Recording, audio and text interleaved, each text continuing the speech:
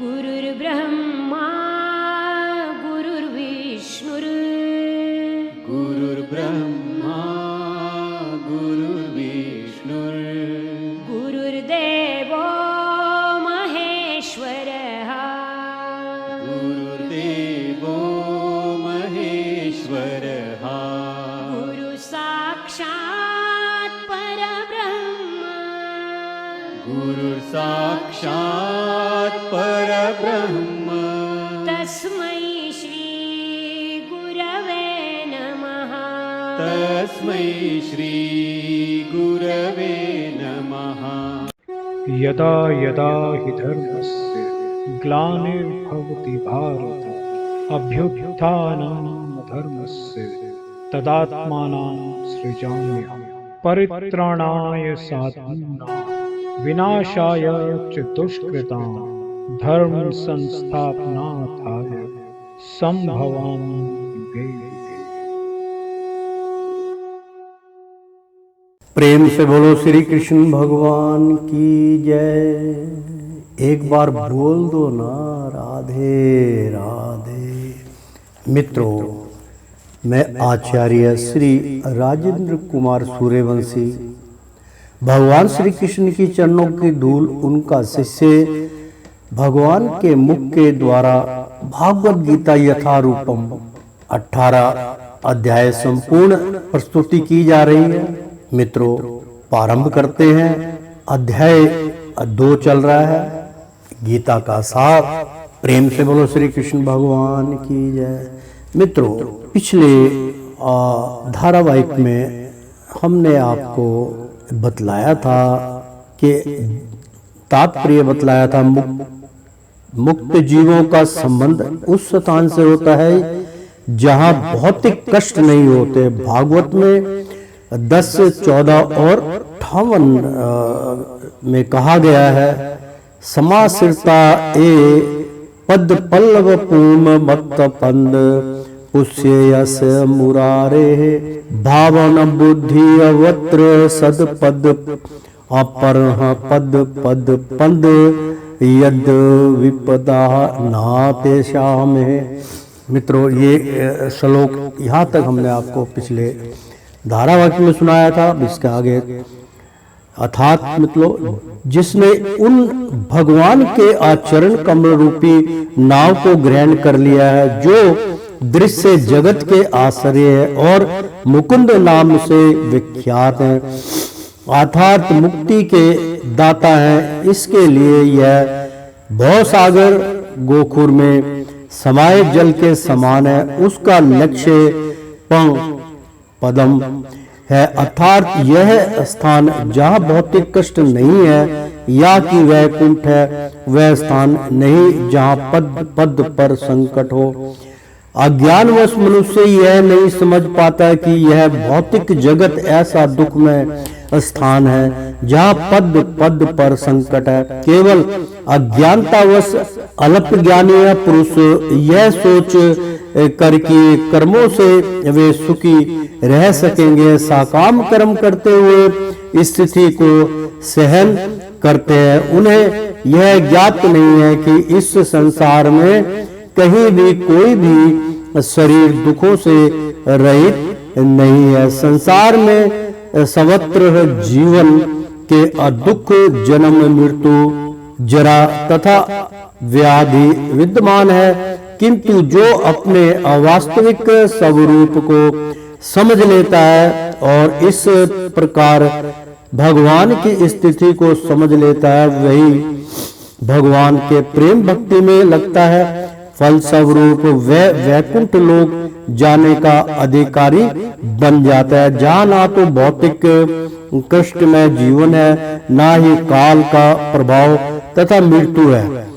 अपने स्वरूप को जानने का अर्थ है भगवान की अलौकिक स्थिति को भी जान लेना। जो भ्रमवश यह सोचता है कि जीव की स्थिति तथा भगवान की स्थिति एक समान है, उसे समझो कि वह अंधकार में है और स्वयं भागवत भक्ति करने में असमर्थ है।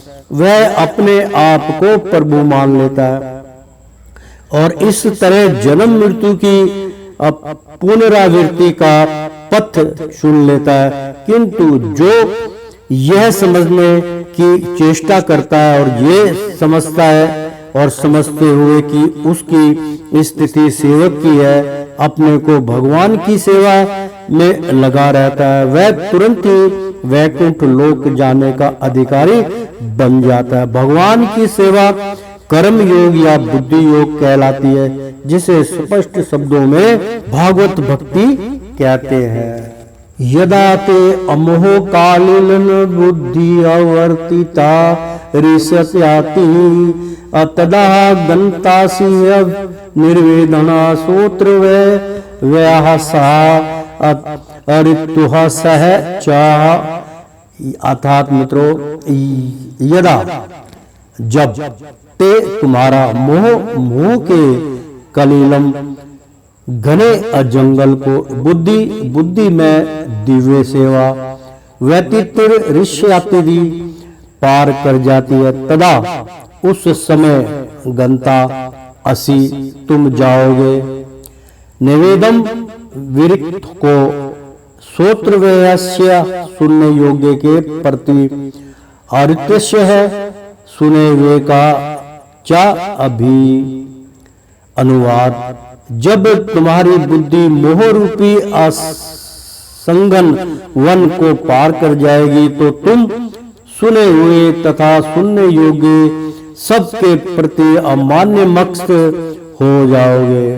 तात्पर्य, भागवत भक्तों के जीवन में ऐसे अनेक उदाहरण प्राप्त हैं जिन्हें भगवान भक्ति के कारण वैदिक कर्म कांड से विरक्त हो गई। जब मनुष्य श्री कृष्ण को तथा उनके साथ अपने संबंध को वास्तविक रूप में समझ लेता है तो वह सकाम कर्मों के अनुष्ठानों के प्रति पूर्णतया अन्य मनस्क हो जाता है, भले ही वह अनुभवी ब्राह्मण क्यों ना हो।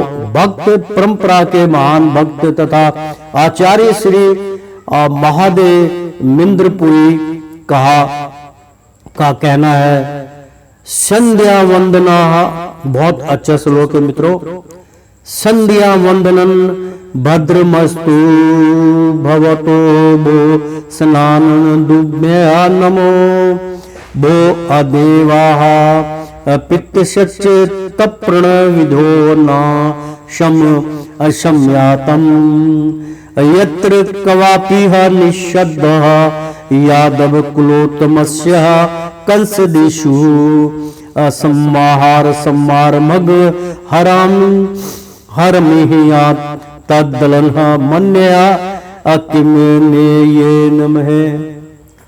अर्थात मित्रों, हे मेरी तत्काल प्रार्थनाओं, तुम्हारी जय हो। हे स्नान, तुम्हें प्रणाम है। हे देव पितृगण, अब मैं आप लोगों के लिए तर्पण करने में असमर्थ हूँ। अब तो जहां भी बैठता हूँ यादव कुलवंशी कंस के हंसता श्री कृष्ण का ही स्मरण करता हूँ और इस तरह मैं अपने पाप में बंधन से मुक्त हो सकता हूँ। मैं सोचता हूँ कि यह मेरे लिए पर्याप्त है। वैदिक रस्में तथा अनुष्ठान तथा तीर्थकाल, संध्या, प्रातः कालीन स्नान, पितृ तर्पण आदि नव दीक्षितों के लिए अनिवार्य है। किंतु जब कोई पूर्णतया कृष्ण भावना भक्ति हो और कृष्ण की दिव्य प्रेमा भक्ति में लगा हो तो वह इन विधि विधानों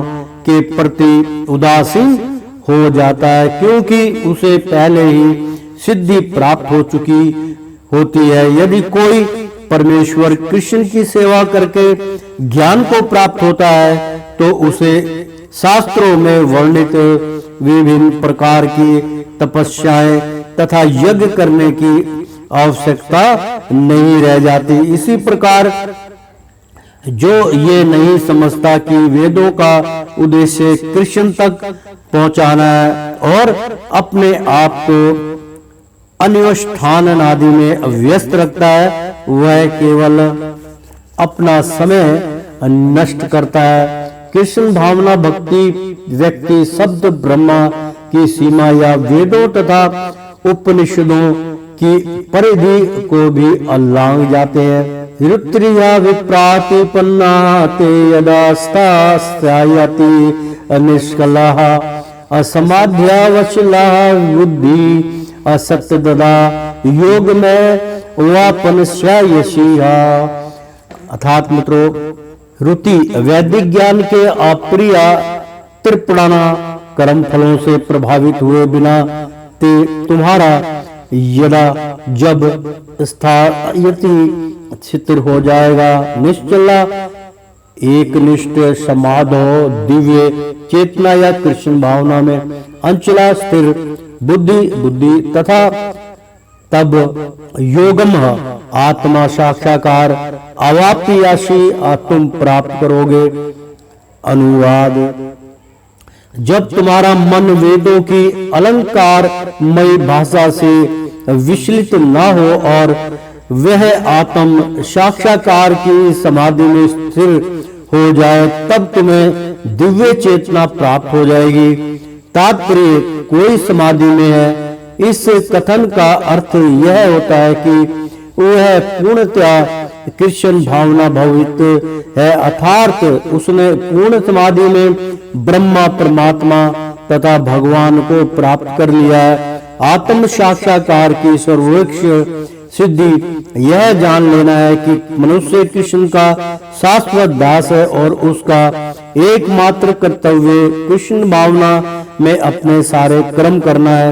कृष्ण भावना भावित व्यक्ति या भगवान के एक निष्ठ भक्त को ना तो वेदों की अलंकारमयी वाणी से विचलित होना चाहिए, ना ही स्वर्ग जाने की उद्देश्य से सकाम कर्मों में प्रवृत्त होना चाहिए।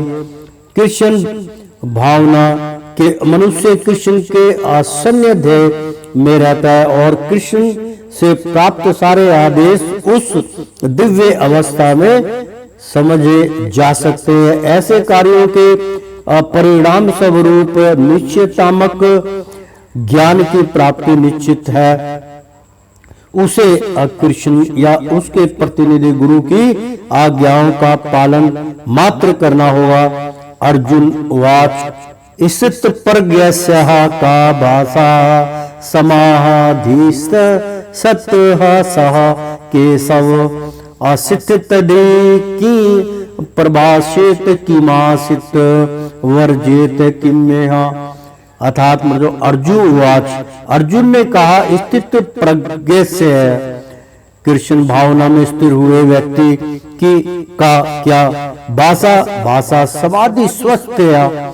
समाधि में स्थित पुरुष का मित्रों समाधि सत्य से समाधि में स्थित पुरुष का केशव हे कृष्ण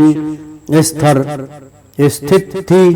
कृष्ण भावना में स्थिर व्यक्ति किम क्या परभोषित बोलता है, किम कैसे आसित रहता है, वर्जित चलता है, किम कैसे।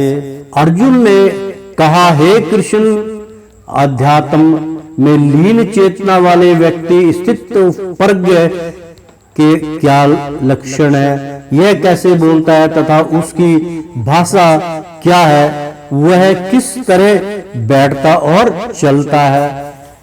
तात्पर्य जिस प्रकार प्रत्येक व्यक्ति के उसकी विशिष्ट स्थिति के अनुसार कुछ लक्षण होते हैं, उसी प्रकार कृष्ण भावना भावित पुरुष का भी विशिष्ट स्वभाव होता है, यथा उसका बोलना, चलना, सोचना आदि।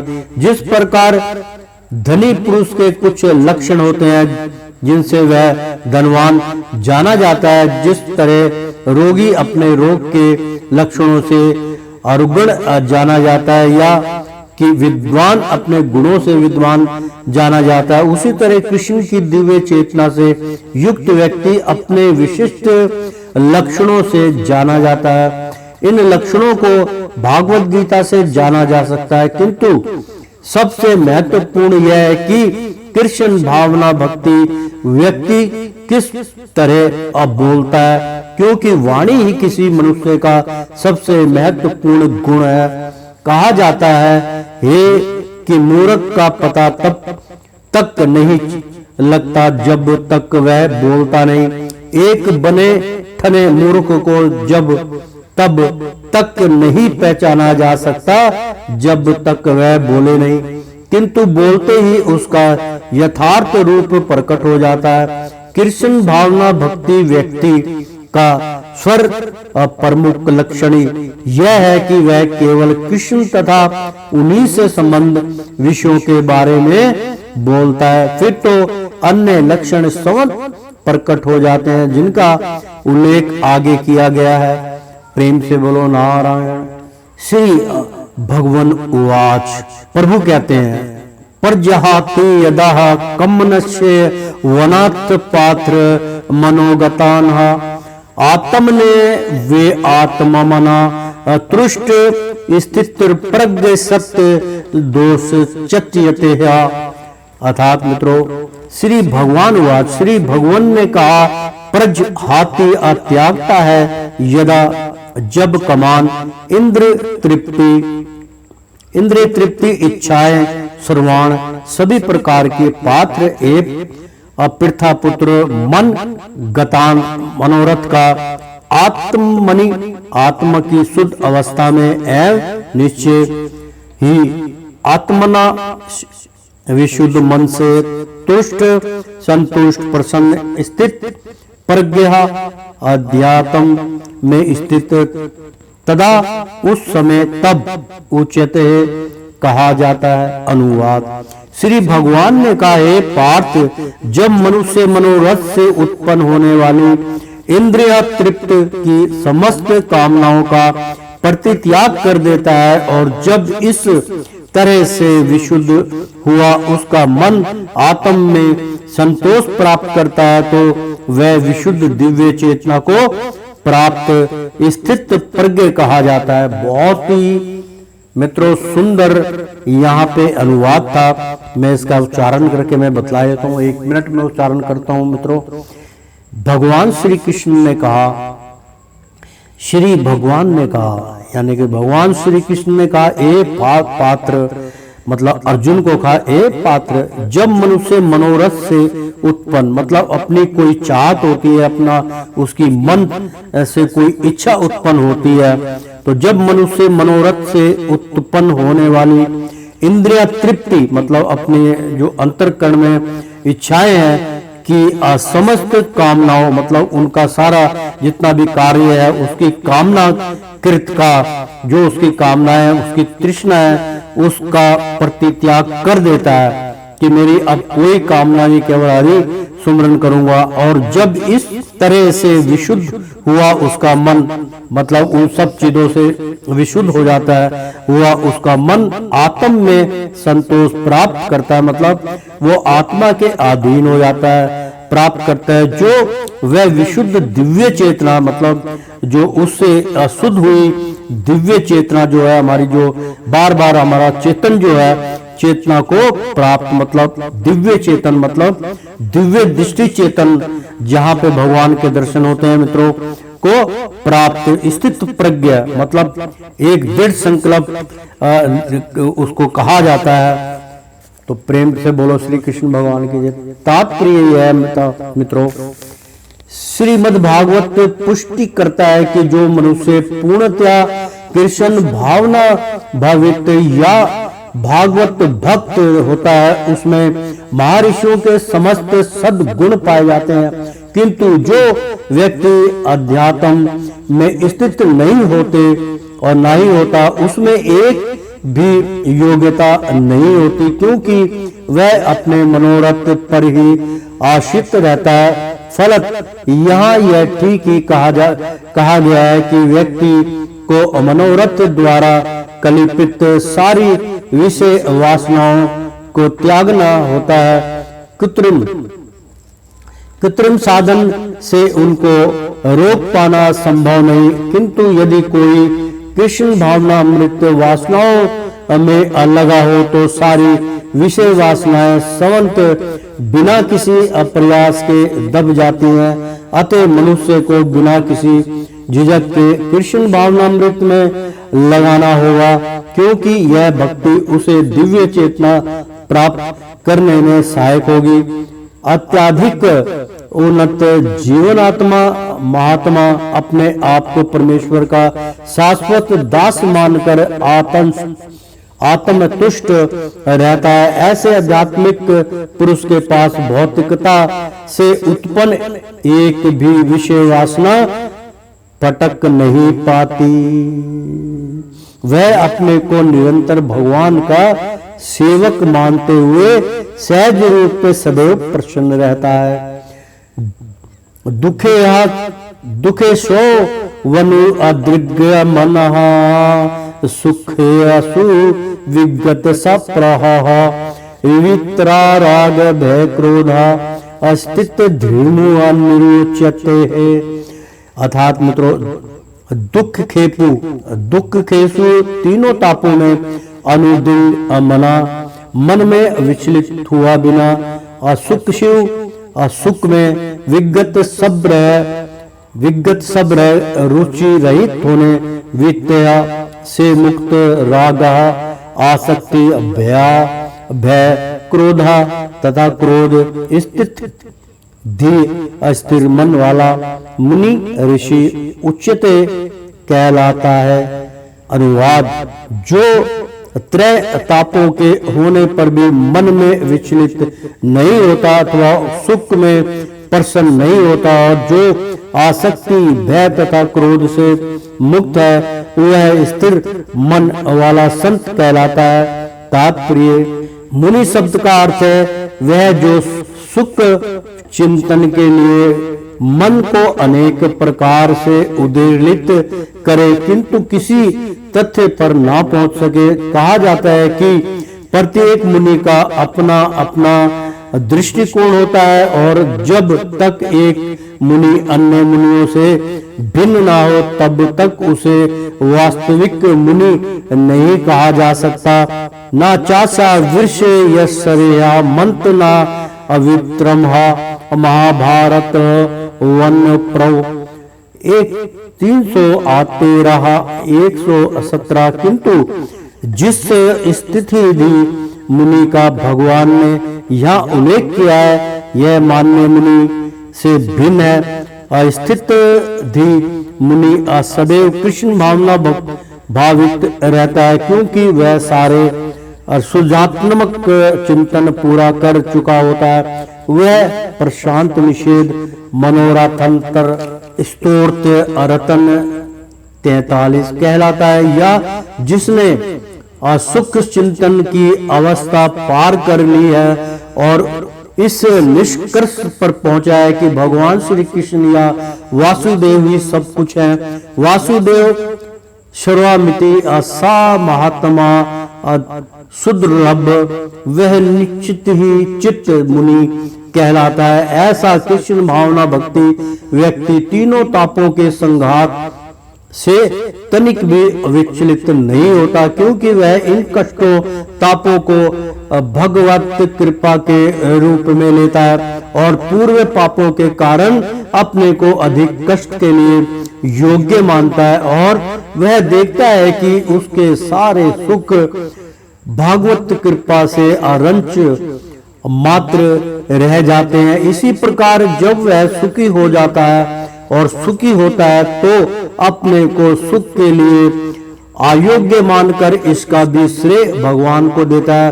वह सोचता है कि भागवत कृपा से ही वह ऐसी सुखद स्थिति में है और भगवान की सेवा और अच्छी तरह से कर सकता है, और भगवान की सेवा के लिए तो यह सदैव साहस करने के लिए असनद्ध रहता है। वह राग या विराग से प्रभावित नहीं होता।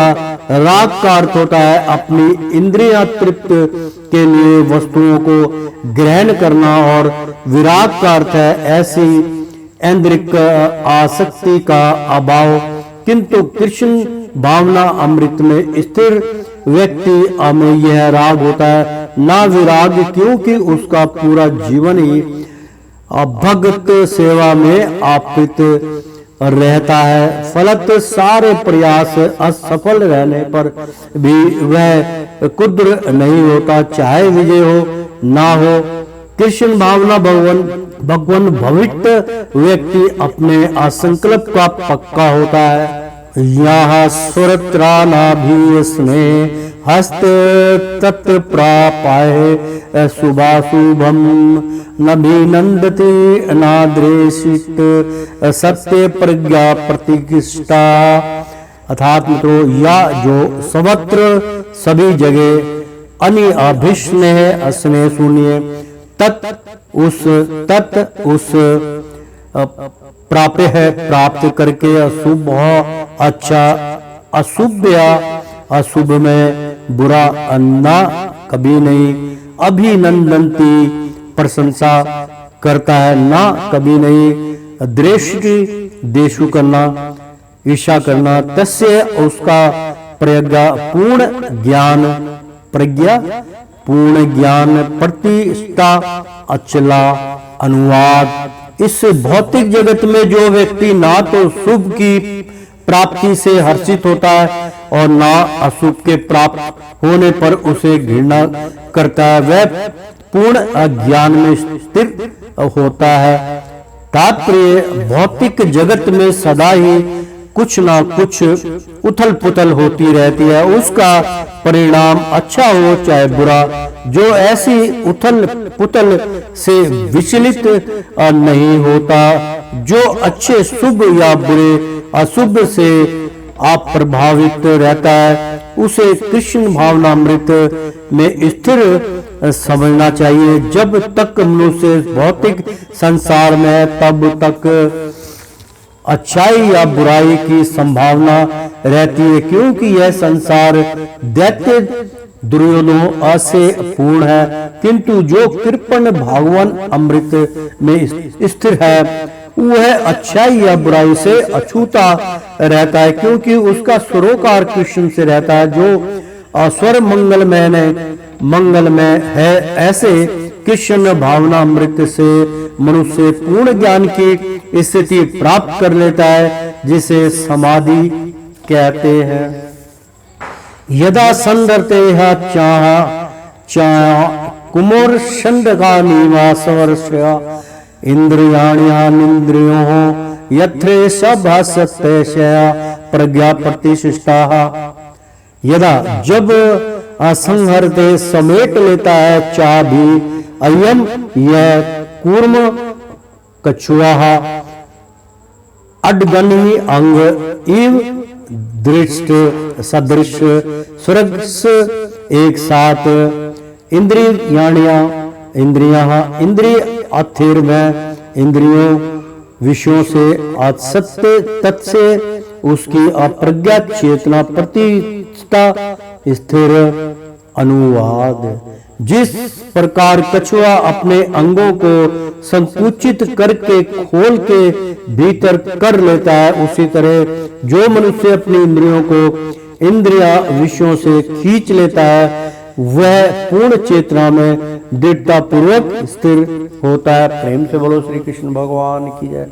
मित्रों, बहुत सुंदर यहाँ पे अनुवाद है। मैं इसका एक उच्चारण करके आपको बतलाता हूँ। जिस प्रकार कछुआ, मतलब कछुए को एक शुद्ध जो है शाकाहारी भी मानते हैं उसको, क्योंकि उसकी पूजन भी करते हैं। कछुआ कई बार घर में रखते हैं, कोई उसका स्टेचू रखता है ऐसा, क्योंकि इसका भागवत में वो है। तो जिस प्रकार कछुआ अपने अंगों को संकुचित करके खोल के भीतर कर लेता है, मतलब वही प्राणी से कहा है कि अगर आदमी अपनी इंद्रियों को अपने वश में कर लेता, तो उसी तरह जो मनुष्य अपनी इंद्रियों को इंद्रिया विषयों से खींच लेता है, जो इंद्रिया विषय करना मांगती है कि आज मुझे भूख लगी, आज मुझे प्यास लगी है, आज बाथरूम आया, लैटरिन आई है, या आज मैंने इसका भोग करना है या संभोग करना है, या मैंने ये साधना करना है, आज मतलब मन की तृष्णा जो है उसको बढ़ाता रहता है। तो उसी का यहाँ पे एग्जाम्पल दिया है कि इंद्रिया विषयों से खींच लेता है, यह पूर्ण चेतना में दृढ़ता पूर्वक स्थिर होता है। तात्पर्य कहने का मतलब यह है मित्रों, किसी योगी भक्त या आत्म सिद्धि व्यक्ति की कसौटी है कि वह अपनी योजना के अनुसार इंद्रियों को वश में कर सके, किंतु अधिकांश व्यक्ति अपनी इंद्रियों के दास बने रहते हैं और इंद्रियों के ही कहने पर चलते हैं। यह है उत्तर इस प्रश्न का कि योगी किस प्रकार स्थित होता है। इंद्रियों की तुलना विषैले सर्पों से की गई है। वे अत्यंत स्थिरता पूर्वक तथा बिना किसी नियंत्रण के कर्म करना चाहती है। योगी या भक्त को इस सर्पों को वश में करने के लिए इस सपेरे की भांति अत्यंत प्रबल होना चाहिए। वह उन्हें कभी भी कार्य करने की छूट नहीं देता। शास्त्रों में अनेक आदेश है, उनमें ऐसे कुछ करो तथा कुछ ना करो से संबंधित है। जब तक कोई इन करो या ना करो का पालन नहीं कर पाता और इंद्रिय भोग पर संयम नहीं बरतता है, तब तक उसका कृष्ण भावनामृत में स्थिर हो पाना असंभव है। यहाँ पर सर्वश्रेष्ठ उदाहरण कछुए का है। यह किसी भी समय अपने अंग समेट सकता है और पुण्य विशिष्ट उद्देश्यों से उन्हें प्रकट कर सकता है। इसी प्रकार कृष्ण भावना भावित व्यक्तियों की इंद्रियों भी केवल भगवान की विशिष्ट सेवाओं के लिए काम आती हैं, अन्यथा उनका संकोच कर लिया जाता है। अर्जुन को उपदेश दिया जा रहा है कि वह अपनी इंद्रियों को आत्म तृष्टि के स्थान पर भगवान की सेवा में लगाए। अपनी इंद्रियों को सदैव भगवान की सेवा में लगाए रखना कूर्म द्वारा प्रस्तुत दृष्टांत के अनुरूप है, जो अपनी इंद्रियों को समेटे रखता है। विषया अविनिया परतंतेहा अनिराहा है देहिनी अरस वर्जे अरसो शाप्यास्याः पारं अते अद्रे अष्टाः निर्वर्तते। अर्थात मित्रों, विषया यानी कि इंद्रिया भोग की वस्तुएं विनय वर्तनते हैं, दूर रहने के लिए अभ्यास की जाती है। निराहासर से निषेधात्मक प्रतिबंधों से देवान जीव के लिए रस वर्जम स्वाद को त्याग करता। रस भोगछा अपि अयादपि अस्य उसका अपरम अत्यंत उत्कृष्ट वस्तुएं दृष्टवा अनुभव होने पर निवर्तते वह असमाप्त हो जाता है। अनुवाद, देहधारी जीवन इंद्रिय भोग से भले ही निवृत्त हो जाए, पर उसमें इंद्रिय भोगों की इच्छा बनी रहती है। लेकिन उत्तम रस के अनुभव होने से ऐसे कार्यों को बंद करने पर वह भक्ति में स्थिर हो जाता है। तात्पर्य, जब तक कोई अध्यात्म को प्राप्त न हो तब तक इंद्रिया भोग से अविरत होना असंभव है। विधि विधानों द्वारा इंद्रिया भोग को असंयमित करने के अविधि जैसा ही है। जैसे किसी रोगी के किसी भोज्य पदार्थ खाने पर प्रतिबंध लगाना, किंतु इससे रोगी की ना तो भोजन की प्रति रुचि समाप्त होती और ना वह ऐसे प्रतिबंध लगाए जाना चाहता है। इसी प्रकार अल्प ज्ञानी व्यक्तियों के लिए इंद्रिया संयमन के लिए अष्टांग योग जैसी विधि की संस्तुति की जाती है, जिसमें यम नियम आसन प्राणायाम प्रत्याहार धारणा धावन आदि सम्मिलित है। किंतु जिसने कृष्ण भावनामृत के पथ पर प्रगति के क्रम में परमेश्वर कृष्ण के सौंदर्य का रसास्वादन कर लिया है, उसे मृत भौतिक वस्तुओं में कोई रुचि नहीं रह जाती। अतः आध्यात्मिक जीवन में ये सारे प्रतिबंध अल्प ज्ञानी नव दीक्षितों के लिए है। ऐसे प्रतिबंध तभी तक ठीक है जब तक कृष्ण भावनामृत में रुचि अजागृत नहीं हो जाती। और जब वास्तव में रुचि जग जाती है तो मनुष्य में सवत ऐसी वस्तुओं की प्रति अरुचि उत्पन्न हो जाती है। यत्तो हो हापी कोतन्य पुरुष सह विपेशित्र इंद्रियाण प्रमाथिनी हरिणंत प्रशंभ मना। अर्थात मित्रों, यत्त प्रयत्न करते हुए ही निश्चय ही अपि के बावजूद कौतन्य हे कुंती पुत्र पुरुष से मनुष्य की अविप्रेषित विवेक से युक्त इंद्रियों परमात्रिणी उत्तेजित हरिणित फेंकती है। प्रसंभम बल से मन को अनुवाद।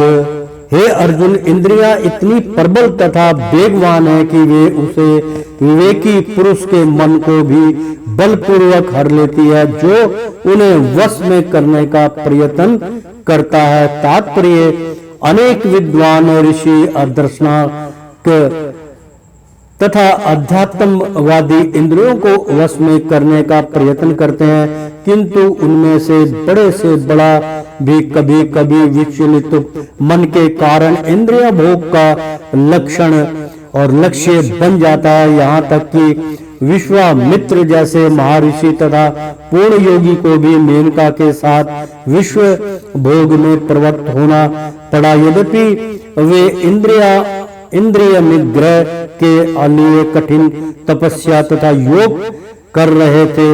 विश्व इतिहास में इसी तरह के अनेक विद्वांत हैं। अतः पूर्णतया कृष्ण भावना भवित हुए बिना मन तथा इंद्रियों को वश में कर सकना अत्यंत कठिन है। मन को कृष्ण में लगाए बिना मनुष्य ऐसे भौतिक कार्यों को बंद नहीं कर सकता। परम साधु तथा भक्त यन्नाचार्य ने एक व्यवहारिक उदाहरण प्रस्तुत किया है। वे कहते हैं, यद बदीय मम चेत कृष्ण पदारविंदया नवन वर्षाधाम न धूयुत धत्तः अनतु मानसितः तद्वधिया बत नार्य संगमे और समर्य मान है धवतिया अमुख विकार है सृष्ट निष्ठ जब से अर्थात मित्रों, जब से मेरा मन भगवान कृष्ण के चरण बिंदुओं की सेवा में लगा गया है और जब से मैं नित्य नव दिव्य रस का अनुभव करता रहता हूँ, तब से स्त्री प्रसंग का विचार आते ही मेरा मन उधर से फिर जाता है और मैं ऐसे विचार पर तू करता हूँ। कृष्ण भावना इतनी दिव्य सुंदर वस्तु है कि इसके प्रभाव से भौतिक भोग संवत नीरस हो जाता है। यह वैसा ही है जैसे कोई भूखा मनुष्य प्रचुर मात्रा में पुष्टिदायक भोजन करके अपनी भूख मिटा ले। महाराजा अम्बरीश भी परम योगी दुर्वासा मुनि पर इसलिए विजय पा सके क्योंकि उनका मन निरंतर कृष्ण भावना में लगा रहता था।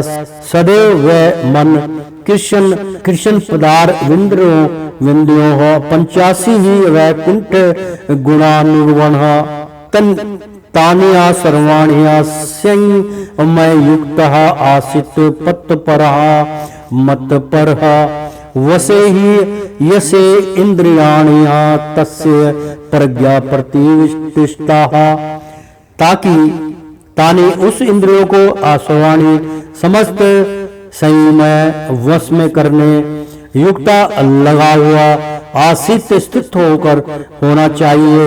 मत पर मुझ में अवश्य पूर्ण तथा वश में ही अनिश्चय ही अयस्य जिसको इंद्रियां तस्य उसकी प्रज्ञा चेतना प्रतिष्ठा स्थिर अनुवाद। जो इंद्रियों को पूर्णतया वश में रखते हुए इंद्रियां सही मन करता है और अपनी चेतना को मुझ में स्थिर कर देता है, वह मनुष्य स्थिर बुद्धि कहलाता है। तात्पर्य इस श्लोक में बताया गया है कि योग सिद्धि की चरण अनुभूति कृष्ण भावना ही है। जब तक कोई कृष्ण भावना भवित नहीं होता तब तक इंद्रियों को वश में करना संभव नहीं है। जैसा कि पहले कहा जा चुका है, दुर्वासा मुनि का झगड़ा महाराजा अम्बरीश से हुआ, क्योंकि वे अग्रवश महाराजा अम्बरीक पर कुद्र हो गए, जिससे अपनी इंद्रियों को रोक नहीं पाए। दूसरी ओर यद्यपि राजा मुनि के असम्मान योगी ना था, किंतु वह कृष्ण का भक्त था और उसने मुनि के सारे अन्याय आश्रय लिए, जिससे वह विजय ही हुआ। राजा अपनी इंद्रियों को वश में कर सका, क्योंकि उसमें निमित्त लिखित गुण थे, जिनका उल्लेख श्रीमद् भागवत में 1:4-18-20 में हुआ है। सावे मन कृष्ण पदार विंदयोर्वंच चासी, वैकुंठ गुणानुरूपणे ने करहो और हरे मनिंद्र मार्जनास देशु सुरती चकारा चयुत सत्य कथो अध्याय मुकंदली इंगलाह यद दर्शन या दुरुषो तद भरते है गात्र सप्रेश गम संगनम अध्राण ग्रहण चह तात पद सरोह जा सोरोह दे आश्री आम तुलस्या रच रचना तद पीड़ते पौधो हरे क्षेत्र पादुनी सर्पणया शिरो ऋषिकेश पदा विभंधवन करम नाचा दास्य नाचु क्रम कमन्या यथो तम सलोक कज श्रियहारती। राजा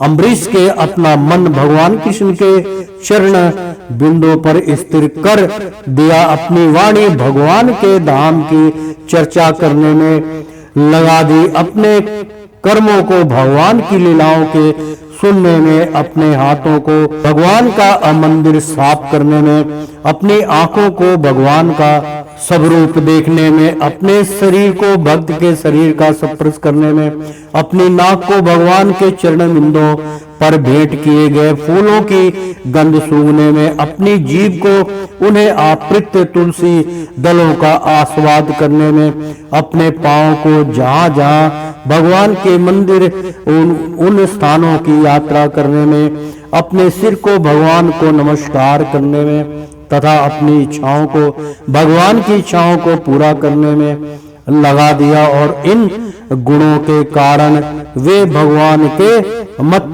पर भक्त बनने योग्य हो गए। इस प्रसंग में मत पर शब्द अत्यंत सार्थक है। कोई मत पर किस तरह हो सकता है, इसका वर्णन महाराज अम्बरीश के जीवन में बताया गया है। मत पर परंपरा के महान विद्वान तथा आचार्य शील बलदेव विद्याभूषण का कहना है, मत भक्ति प्रभावेन सर्वे इंद्रिया विजय पूर्वी कहा स्वात्म दृष्टिया सुले भूति भवः।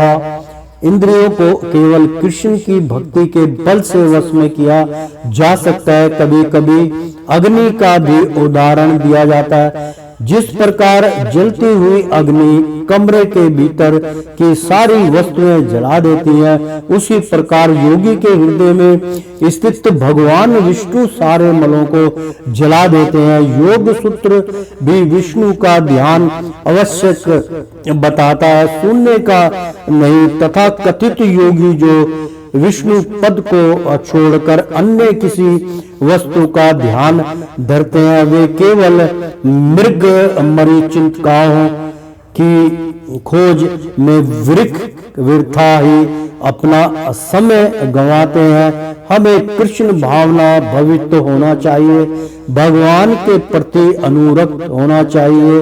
असली योग का यही उद्देश्य है।